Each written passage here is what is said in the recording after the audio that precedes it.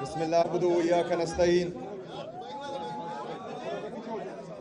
اے چاند یہاں نہ نکلا کر، بے نام سے سپنے دکھلا کر، یہاں الٹی گنگا بہتی ہے، اس دیس میں اندھے حاکم ہے، نہ ڈرتے ہیں نہ نادم ہیں، نہ لوگوں کے یہ خادم ہیں، اس دیس میں ہے کاروبار بہت، اس دیس میں گردے بکتے ہیں، کچھ لوگ ہیں عالی شان بہت اور کچھ کا مقصد روٹی ہے، کچھ لوگ ہیں عالی شان بہت اور کچھ کا مقصد روٹی ہے، جو کہتے ہیں سب اچھا ہے، مغرب کا راج ہی سچا ہے، اے چاند یہاں نہ نکلا کر، بے نام سے سپنے دکھلا کر۔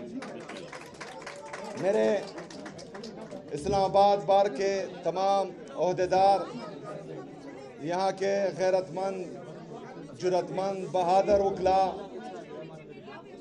سٹیج پر بیٹھے تمام مشران،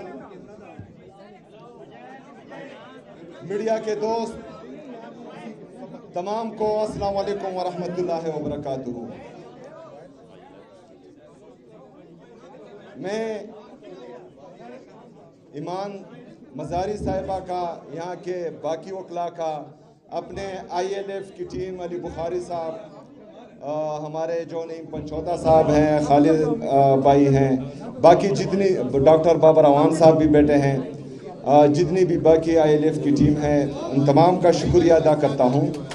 ایمان مزاری صاحبہ کا نام میں نے اس لیے لیا کیونکہ یہ مزاحمت کے دور میں ہمیں اپنی بہادر بہنوں، چاہے وہ کے پی سے ہو، اسلام آباد میں ہو، بلوچستان میں ہو، پنجاب میں ہو، سندھ میں ہو، گلگت بلتستان سے ہو یا آزاد جموں کشمیر سے، ایک نئی تاریخ رقم کی ہے انہوں نے، اور ان کو دیکھ کر ہمارے نوجوانوں کو حوصلہ ملتا ہے اور ان کو جرأت ملتی ہے، اور وہ بھی جو ہے مزاحمت، آئین اور قانون کی بالادستی کے لیے، آزاد عدلیہ کی بحالی کے لیے، ہمارے آزاد میڈیا کی بحالی کے لیے جدوجہد کر رہے ہیں،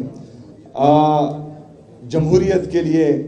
یہاں پر ہمارے کچھ صحافی میرے سامنے ہیں، میرے رائٹ پہ متی اللہ جان صاحب، لیفٹ پر اسد طور صاحب، اور پرسوں جو ٹرائل ان ایبسینشیا میں ہمارے کچھ صحافی دوستوں کو کنوکٹ کیا گیا، جس میں ڈاکٹر معید پیرزادہ صاحب ہیں، صابر شاکر صاحب ہیں۔ یہ پہلی دفعہ نہیں ہوا۔ جب شہید ارشد شریف صاحب پر پاکستان کی زمین تنگ کی گئی اور اس کو جو ہے یہاں پر انصاف نہیں مل رہا تھا اور ان کو حفاظت نہیں مل رہی تھی، تو وہ پاکستان چھوڑ کر اپنی جان بچا کر باہر چلے گئے، لیکن ان کو باہر بھی نہیں چھوڑا گیا۔ حق اور سچ بولنے پر ان کو ملک سے باہر بھی شہید کر دیا گیا۔ اسی طرح حق اور سچ بولنے پر پرسوں ہمارے ایک اور صحافی بھائی ڈاکٹر معید پیرزادہ صاحب پر بھی اٹیک کیا گیا۔ تو کہنے کا مقصد یہ ہے کہ اس سے پہلے ہم بار بار یہ کہتے آئے ہیں کہ آج اگر مجھ پر ہے، کل آپ پر آنی ہے۔ اگر آج میرا گھر جل رہا ہے تو اس کی تپش آپ محسوس کریں گے، لیکن اگر میرا گھر جل رہا ہے یا مجھ پر ہے اور آپ کھڑے ہو گئے، میرے لیے آپ نے آواز اٹھائی اور اس ظلم، جبر، فسطائیت کے خلاف آپ کھڑے ہوئے، تو آپ کا گھر بھی بچے گا، آپ کا ہمسایہ بھی بچے گا۔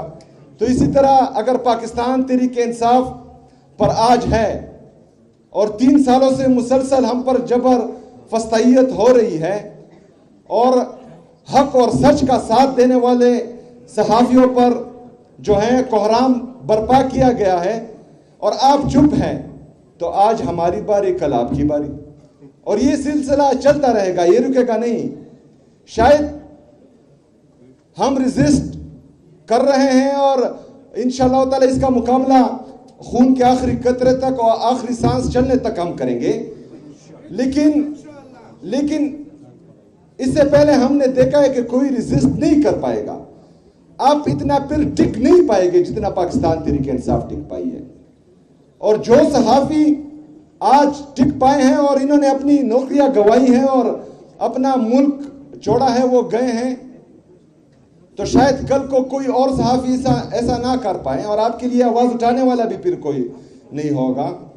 تو ہم چاہتے ہیں جو عمران خان صاحب کی حقیقی آزادی کی تحریک ہے، جس میں صرف اور صرف جمہوریت کو مضبوط کرنا، آئین اور قانون کی بالادستی لانا، آزاد عدلیہ کی بحالی، کیونکہ چٹ کے ذریعے اگر فیصلے ہو رہے ہیں تو پھر ہم اور کیا گلے کر سکتے ہیں. 3 ججز جو یہ حکم دیتے ہیں سپرنٹنڈنٹ اڈیالہ جیل کو کہ میری ملاقات میرے لیڈر میرے قائد جناب عمران خان صاحب سے کرائی جائے، اور 3 ججز کے آرڈر ایک سپرنٹنڈنٹ جو ہے وہ ردی کی ٹوکری میں پھینک دیتا ہے، تو ہم باقی انصاف کی کیا توقع کر سکتے ہیں؟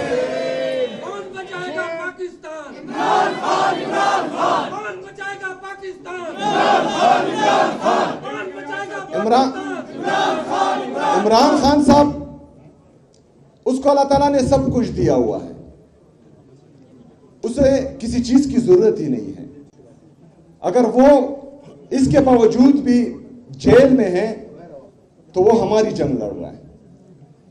وہ پاکستان میں ہر مکتبہ فکر کے لوگوں کی جنگ لڑ رہا ہے.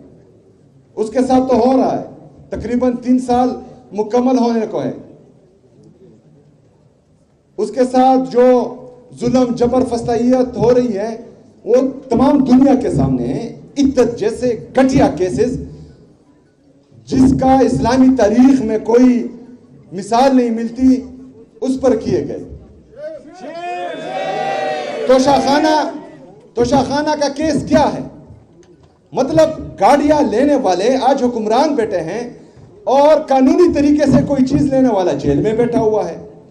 یہ مذاق بنایا ہوا ہے، اور یہ صرف عمران خان صاحب کے ساتھ مذاق نہیں ہے، یہ وکلا آپ کے ساتھ، آپ کی عدلیہ کے ساتھ، ہمارے ججز کے ساتھ، ان سب کے ساتھ مذاق ہو رہا ہے. اور آپ پر جو ہیں یہ ہنس رہے ہیں بند کمروں میں. آپ لوگوں کو مفلوج کیا ہوا ان لوگوں نے. اگر عمران خان صاحب جیل میں ہے آج تو ہماری جنگ لڑ رہا ہے، ہر مکتبہ فکر کے لوگوں کی جنگ لڑ رہا ہے. تو ایک بندہ اگر ہم سب کی جنگ لڑ رہا ہے تو ہمیں یونائٹ ہونا ہے، ہم نے اس کا ساتھ دینا ہے. ہم نے اس جبر ظلم فسطائیت کا مقابلہ کرنا ہے. ضمیر کی آواز سنی ہے. اگر ضمیر مردہ ہے تو پھر تو ٹھیک ہے، بیٹھو آرام سے. لیکن کسی کا بھی اگر 1% بھی ضمیر زندہ ہے تو وہ اس 26ویں آئینی ترمیم کے خلاف بھی کھڑا ہوگا، 27ویں آئینی ترمیم کے خلاف بھی کھڑا ہوگا. جو انفیئر ٹرائلز ہو رہے ہیں، چاہے وہ صحافیوں کے ہیں چاہے پولیٹیشنز کے ہیں، اس کے خلاف بھی کھڑا ہوگا.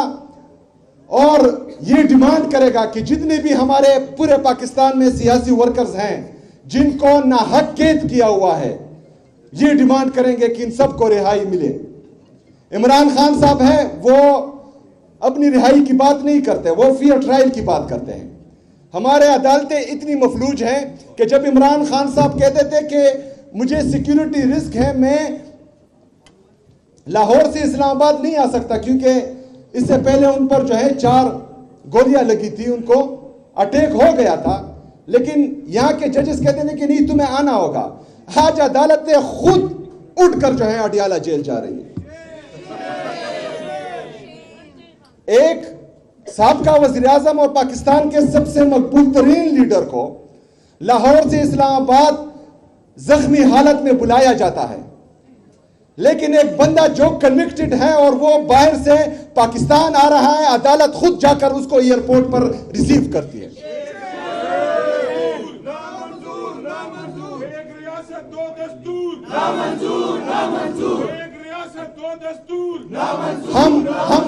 ہم کسی سے بھیک نہیں مانگتے، ہم کسی کو اپنی جھولی نہیں پھیلاتے.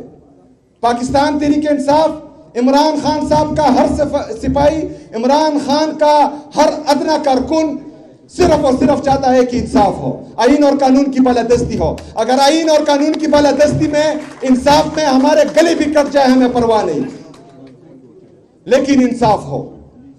میں خیبر پختونخوا میں چیف ایگزیکٹو ہوں. میں نے تمام سیاسی اور مذہبی جماعتیں، تمام ہر مکتبہ فکر کے لوگوں کو प्रोविंशियल असेंबली के छत तले जमा किया। हमने एक मुतालबा किया, 15 मुतालबे थे, जिसमें एक ये था कि मिलिट्री ऑपरेशंस किसी चीज का हल नहीं है। तमाम सियासी और मजहबी जमातें खैबर पख्तूनख्वा के हर मकतबा फिक्र के लोग ये बार बार कह रहे हैं कि मिलिट्री ऑपरेशन किसी मसले का हल नहीं है, लेकिन मिलिट्री ऑपरेशन की तैयारी हो रही है। तो ये निजाम का चलना नहीं है, ये बदमाशी है। ये निजाम का चलना इसको नहीं कहते, इसको बदमाशी कहते हैं। और जब बंदूक की नोक पर बदमाशी की जाती है तो निहत्ते लोगों को सिर्फ और सिर्फ जो है ये होता है कि मैं अपने अवाम की जान और माल की हिफाजत करूं, और इंशाअल्लाह ताला वो हिफाजत हम करेंगे इंशाअल्लाह। मेरे अजीज साथियों, आज पाकिस्तान जिस नेच पर पहुंच चुका है, इससे आगे तबाही तबाही है। अल्लाह ना करे कि पाकिस्तान को कुछ हो, क्योंकि इसके लिए हमारे बड़ों ने बहुत सी कुर्बानियां दी हैं। हमने अपनी जवानियां लुटाई है इस फरसुदा घटिया निजाम को तब्दील करने के लिए, और अभी भी उसी जद्दोजहद में हम हैं, और इंशाअल्लाह ताला ये जद्दोजहद जारी रहेगी। लेकिन आप लोगों पर बहुत बड़ी जिम्मेदारी आती है। शायद मैं कानून को इतना ना समझूं, आप लोग समझते हैं। पाकिस्तानी कौम की आप लोगों की तरफ आंखें हैं और आप लोगों से ही उम्मीदें हैं। अगर आप लोग आईन और कानून की बालादस्ती के लिए और आजाद अदलिया की बहाली के लिए खड़े ना हुए तो हमारे आने वाले बच्चे हम पर भी तुकेंगे और आप पर भी तुकेंगे। आप लोगों ने खड़ा होना है। हमारे जजेस अदलिया मफलूज होने के बाद शायद हमारे जजेस ये चाह रहे हों कि आप और हम खड़े हों, उनको आजाद करने के लिए हम खड़े हों। तो मैं इस स्टेज से आपको ये यकीन दिलाता हूं कि हमारे वकला तहरीक का ऐलान करें, इंशाअल्लाह ताला पाकिस्तान का हर नौजवान आपका साथ देगा और आपके साथ खड़ा होगा इंशाअल्लाह ताला। मैं एक दफा फिर तमाम वकला बरादरी का, अपनी ILF की टीम का, ईमान मिजारी साहिबा का, बाकी जितने भी हमारे दोस्त हैं, उन सब का इंतहाई मशकूर व ममनून हूँ। इंशाअल्लाह ताला मुलाकातें होती रहेंगी। मुज़ाहमत जिंदाबाद।